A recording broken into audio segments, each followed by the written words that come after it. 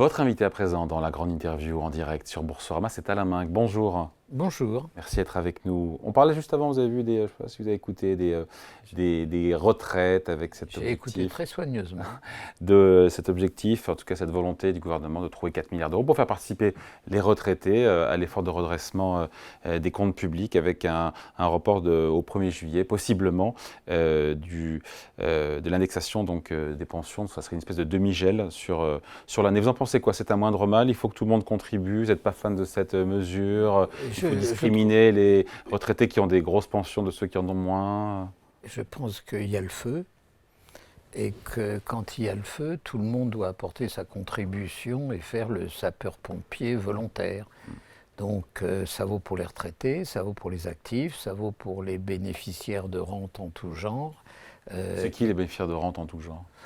Les gens qui vivent uniquement de dividendes et de leur patrimoine. Il faut mesurer les choses. On parle de 60 milliards, c'est un chiffre gigantesque. Oui. Mais en face, il y a quoi? Il y a un déficit à 6,2. Il y a un déficit, si on ne faisait rien, qui augmenterait encore. À 7% l'année prochaine. Le tout pour, en réalité, ralentir la hausse des dépenses publiques. Parce que arrêtons de parler d'austérité. Éric Coquerel, président de LFI de la Commission des finances, dit austérité historique. Oui, mais enfin, je pense. Et la réalité des chiffres. Comme il est très au courant, il ment sciemment. La dépense publique, même avec cette économie, cette réduction de 60 milliards, augmenteront encore de 2%. Voilà. Au lieu de 4% de manière spontanée, on passe à 2%, l'année prochaine en 2025. Ça donne la mesure de l'emballement fou qui était le nôtre depuis, grosso modo, la fin du Covid et les 2 dernières années. Donc il n'y a pas le choix. Qu'est-ce qu'on préfère? Ou un effort collectif assez bien réparti, qui demeure considérable. Qui est considérable. 60 milliards quand même, oui, d'accord, 60 PIB. 60 milliards. On l'a déjà fait d'ailleurs, des dépenses en France. J'en on appelle a fait mémoire. On a fait l'équivalent de cela quand le général de Gaulle a redressé l'économie française en 1958. Le point de PIB n'était pas aussi élevé. Non, mais bien sûr. Mais sinon, c'est quoi? Sinon, c'est une crise de la dette. Alors, on peut regarder Il a raison, Michel Barnier, de dire que la crise financière est devant, si on ne fait rien. Mais je trouve que Michel Barnier dit juste. Je pense d'ailleurs qu'avec le 2 de carreau et le 3 de trèfle, que le contexte politique lui laisse dans les mains, il joue bien, de son mieux, et il tient enfin un discours qu'on aurait aimé entendre. En face, qu'est-ce qu'on entend? On entend dire « n'augmentons jamais les impôts ». On a l'impression que tout ce qui restera du macronisme, c'est pas de hausse d'impôts. Ça ne veut rien dire, pas de hausse d'impôts. Il faut voir quels impôts. Qu'on dise pas de hausse d'impôts, sauf exceptionnelle sur le secteur productif, pour préserver l'économie de l'offre telle qu'on l'a développée. C'est un débat, on peut l'entendre, c'est un débat qui se mérite. Et je crois que de ce point de vue, ce que l'on sait des arbitrages à venir du gouvernement est très prudent. Mais voilà, les 10 ans de macronisme se résumeront à un mot, pas de hausse d'impôts, mais c'est ridicule. C'est ridicule. J'attends que, puisque Gérald Darmanin dit qu'il a des racines populaires qu'aucun de nous n'a, ce qui est vrai, j'attends qu'il aille expliquer à ses habitants de Tourcoing que de faire une taxe minimale sur les 65 000 plus hauts contribuables français, ça va foutre le feu à Tourcoing. Je veux dire, le problème, c'est la manière dont on répartit cet effort. Mais on a créé une situation où on n'a pas le choix. Alors, en effet, aujourd'hui, on peut dire l'Espagne va mieux que nous. D'ailleurs, elle se finance moins cher que nous. Oui. La Grèce, nous nous finançons plus cher que la Grèce. À 5 ans. À 5 ans, oui, d'accord. Mais qu'est-ce que ça veut dire? Ça veut dire qu'on pense que dans les 5 prochaines années, la Grèce est un risque plus sûr que la France. À 10 ans, on n'y est pas encore. Pour l'instant, on se dit les Grecs, c'est plus aléatoire. On se finance un peu moins cher, mais on va les rattraper. On va de semaine en semaine. La France se finance à 3%. Ça va, il n'y a pas de drame. Non, mais on a 3 milliards 200 millions, 3 200 milliards de dettes. Donc tout point... Alors, et c'est pas sur le stock, c'est en réalité sur le flux. On lève chaque année 300 milliards. 300 milliards. Un demi-point sur 300 milliards, c'est le pays qui s'endette le plus chaque année. On est le pays qui... Euro. Alors, pourquoi on arrive encore à s'endetter? C'est intéressant de parler avec les grands investisseurs internationaux. Ouais. Pour l'instant, ils écoutaient. Il y a quelque chose qui marche en France, c'est Bercy. C'est-à-dire que vous avez la meilleure machine du monde à lever des impôts. Donc peut-être que les Français seront appauvris, mais les dettes seront payées. Donc, bon, on peut encore financer la France. Deuxièmement, on a tellement d'argent qu'on ne sait pas où le mettre. Donc la France reste un risque raisonnable. Mais c'est très tangent. Regardez ce qui s'est passé en Angleterre. Madame Truss, qui était une égérie du capitalisme le plus débridé, a été foutue dehors par les marchés en moins d'une semaine. En proposant des baisses d'impôts. Hein. En proposant des baisses d'impôts. Non financées. Un équilibre recettes-dépenses qui n'était pas crédible. Ouais. C'est la non-crédibilité. Et les marchés, ce sont des êtres rationnels. Donc ça ne tenait pas la route. Et alors eux ne sont pas protégés par l'euro, puisqu'ils n'ont pas voulu le rejoindre. Bon, la livre s'est effondrée, les taux ont monté, le système parlementaire britannique... Les taux ont monté de manière, se sont emballés, comme, je crois que c'est 80 points de base en quelques jours, c'est monstrueux. Mais on est à la merci de ça, et pour moi, le jour de plus grand risque dans les semaines qui viennent, c'est la niche parlementaire LFI, sur les retraites. Sur l'abrogation de la réforme des retraites. Pourquoi? Puisque la gauche a dit qu'elle ne voterait pas dans la niche du RN, donc celle-là ne passera pas. Mais le RN peut voter la proposition de loi LFI. Alors, vous n'irez pas expliquer au monde entier, mais c'est en première lecture, il y a une deuxième lecture, le Sénat va freiner, on va tout faire pour que ça ne se passe pas. Ils constateront un fait. Les marchés peuvent difficilement accepter qu'on n'avance pas. Mais ils ne peuvent pas accepter qu'on recule. Quand on sur les retraites. Mais qui a été la seule grosse réforme d'économie qu'on ait eue dans les 7 dernières années. Ouais. Je veux dire, il faut quand même voir les choses telles qu'elles sont. Ça sera donner le sentiment que la France est non seulement incorrigible, mais est capable de revenir en arrière. Donc, en effet, on danse sur un volcan. Et quand je vois le débat public tel qu'il se passe, je suis effaré.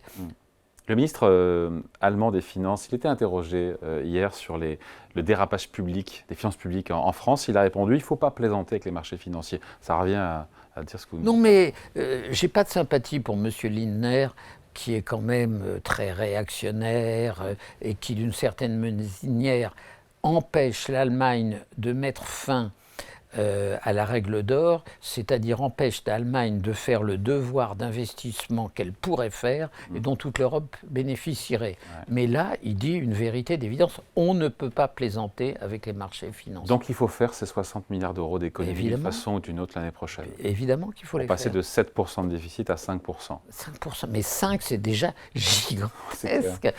Ouais. Bien sûr qu'il faut les faire. Est-ce que ça passera, ça, l'Assemblée nationale, le Sénat?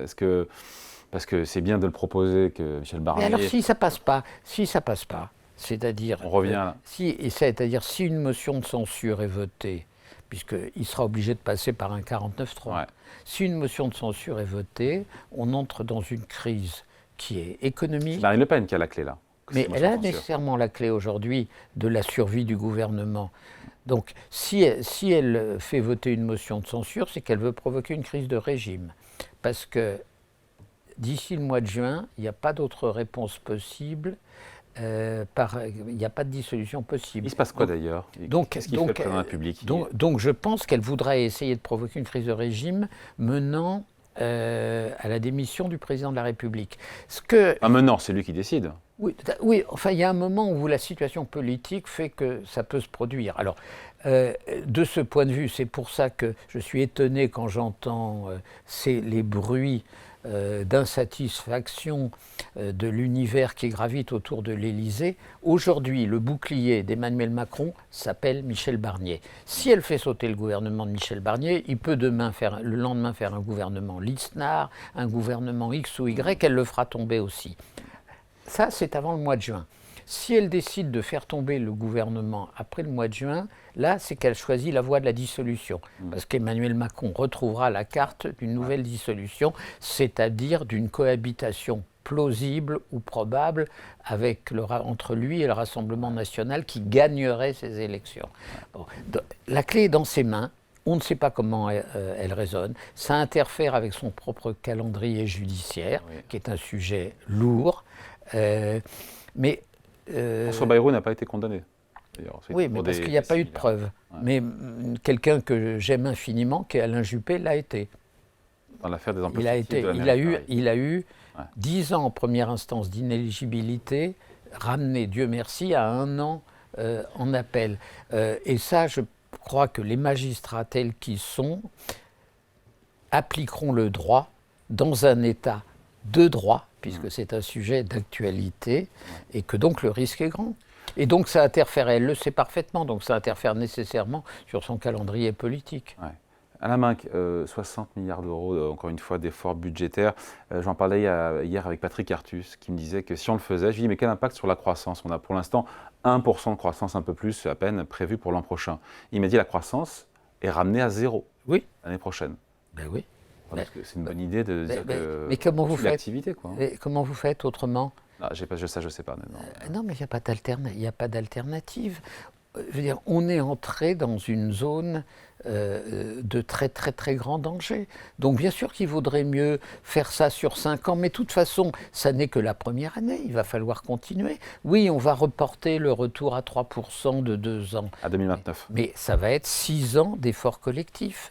Alors il faut aussi mesurer quand même que ce pays est encore un pays qui a préservé ses services publics, qui est un pays où la santé est gratuite, qui est un pays où l'enseignement est gratuit, toutes choses fondamentales et qu'il faudra continuer à préserver. Et sur la contribution souhaitée par Michel Barnier sur les plus aisés, les 0,3% des foyers qui payent l'impôt sur le revenu, enfin les ménages en gros qui gagnent plus de 500 000 euros par an sans enfants, 65 000 foyers fiscaux, c'est un bon ciblage ou on se dit on pointe du doigt ceux qui ont réussi en France?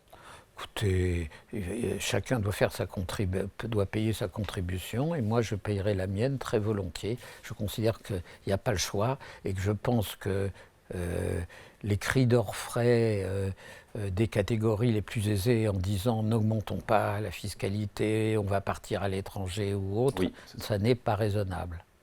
Et c'est pas vrai d'ailleurs? Pas par rapport à ça. Ouais. Il y a une raison qui pourrait réouvrir la sortie, c'est l'ISF. Mais l'ISF est un mauvais impôt. Je veux dire, s'il y a une contribution pendant 2 ans de 3% supplémentaire, ces foyers-là survivront. Hein. Ouais. Donc à ceux qui disent que c'est votre ami Gérald Darmanin qui dit qu'ils vont quitter la France, ils iront payer leur impôt ailleurs. Est-ce que même factuellement c'est vrai? Tout ça n'est pas sérieux. On peut pas dire que tout. On en est arrivé à un point que j'ai connu dans aucun autre pays, même du temps de Madame Thatcher. Madame Thatcher, elle a fait à un moment une contribution sur les entreprises les plus aisées, ce qu'on appelle en anglais une windfall tax. Tout ce qui reste, du macronisme, aujourd'hui, c'est on n'augmente pas les impôts quels qu'ils soient. Qu'on dise on n'augmente pas les impôts sur les entreprises pour préserver l'économie de l'offre, je le comprends. Je pense que ça sera pour l'essentiel fait, parce que la petite contribution sur les groupes les plus Vous en pensez quoi? Les 300 boîtes qui font plus de 1 milliard, il y aura une surtaxe d'impôt sur les sociétés. Écoutez, vous regardez leur bilan, ça ne changera pas la face du monde, ça ne réduira pas massivement leur rythme d'investissement, ça demeure très raisonnable. Mais on ne peut pas... tout ce que j'entends Gérald Darmanin, j'entends Gabriel Attal dire on va faire des réformes, c'est mieux, il faut baisser les dépenses, ne pas toucher la fiscalité. Mais ils ont raison à 10 ans et tort à 10 mois et encore plus tort à 10 jours. Bon, c'est comme tout le débat sur le taux d'emploi. Quelle a été au fond la doxa économique du macronisme? Augmenter le taux d'emploi. C'est si on augmente le taux d'emploi et qu'il atteint le niveau allemand, il n'y a plus de problème de finances publiques. C'est vrai ça. Il y a plus de cotisations. Mais c'est vrai. Mais pas comme ça. Mais c'est vrai à 10 ans. C'est-à-dire, la politique de l'offre qui a été menée avec efficacité et qui a rendu la France attractive a amélioré le taux d'emploi de 2%. Il reste encore 8 ou 9% pour rejoindre l'Allemagne. Donc, vous pouvez avoir raison à 10 ans et tort à 10 jours. Cette politique-là, aurait été totalement cohérente si elle s'était accompagnée d'un effort sur la dépense publique en parallèle depuis 5 ou 7 ans. Pourquoi rien n'a été fait de ce point de vue-là? La réforme de l'État, les dépenses publiques, qui n'ont cessé d'augmenter pour des Français qui sont insatisfaits de l'école, des hôpitaux. La France est une rentière de l'euro. C'est-à-dire Elle l'est toujours. Mais elle l'est toujours. Même d'avoir pu atteindre la situation actuelle sans incident, sans crise, c'est parce qu'on est protégé par l'euro. C'est pour ça que tous les anti-européens ne savent pas à quel point on a été protégé. Ça a été un coton douillet dans lequel nos mauvaises habitudes se sont installées. Mais vous parlez à quelqu'un qui est un partisan maniaque de l'euro. Donc, mais il faut voir que ça nous a donné du temps. Ça nous a donné une protection formidable. Si nous étions avec le pauvre franc, mais on ne parlerait pas des chiffres dont on parle. On aurait eu une dévaluation massive, on aurait eu la visite du FMI. Et c'est grave de dévaluer à l'époque, avant qu'il y ait l'euro, on dévaluait régulièrement. D'ailleurs, je crois que c'était tous les 5-7 ans. Oui, on s'appauvrissait. Par rapport au reste du monde. On s'appauvrissait par rapport au reste du monde. Parce qu'on importe beaucoup. Bon, le tout dans un monde, parce que là on parle du village français, le tout dans un monde où l'Europe est en train de s'appauvrir par rapport aux autres et en particulier par rapport aux États-Unis. Quand vous regardez ce qui s'est passé depuis 4-5 ans, en termes de croissance, en termes de productivité, en termes d'investissement entre les États-Unis et l'Europe, vous voyez un écart abyssal. À qui la faute? C'est le rapport Draghi, mais c'est à qui la faute? Parce qu'on le sait, tout ça. Non, il y a deux choses. D'abord, le président Biden a mené une politique volontariste qui est probablement la meilleure politique économique que les États-Unis ont connue depuis Franklin Roosevelt. En faisant quoi?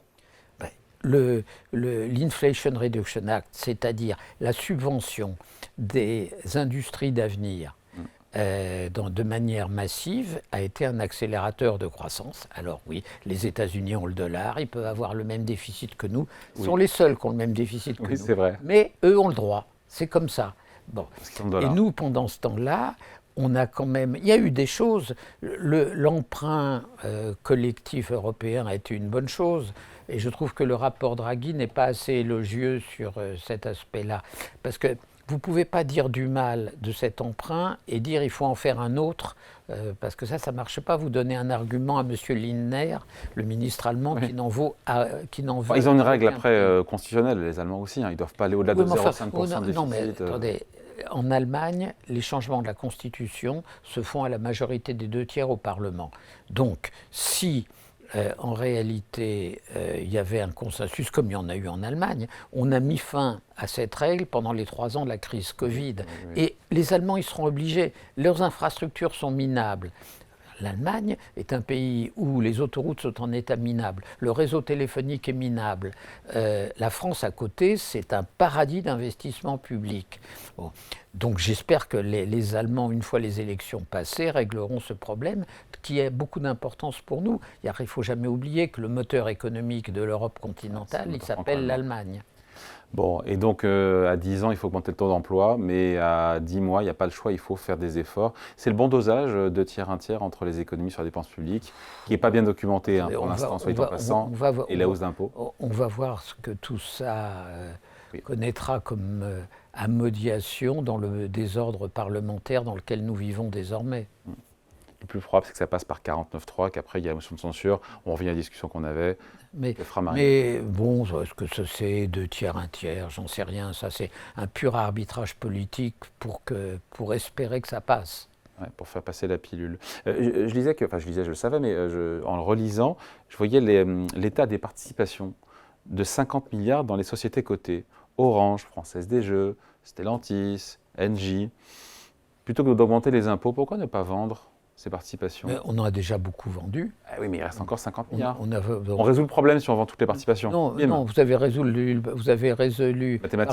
par une recette exceptionnelle. Oui, ça, vous avez raison, c'est un fusil à un coup. C'est un fusil à un coup, après ça ne vous reste plus. Bon, en plus, dans le monde quand même assez dur dans lequel nous sommes, il y a des entreprises stratégiques et on ne peut pas considérer que... Française des Jeux. Stratégique. Non, la Française des Jeux, non. Mais par exemple, Orange, c'est quand même une entreprise stratégique. Alors on finira par vendre, mais d'abord il faut que les cours soient bons. Et puis là aussi, c'est un faux fuyant. C'est-à-dire on règle le problème d'une année, on ne règle pas le problème structurel.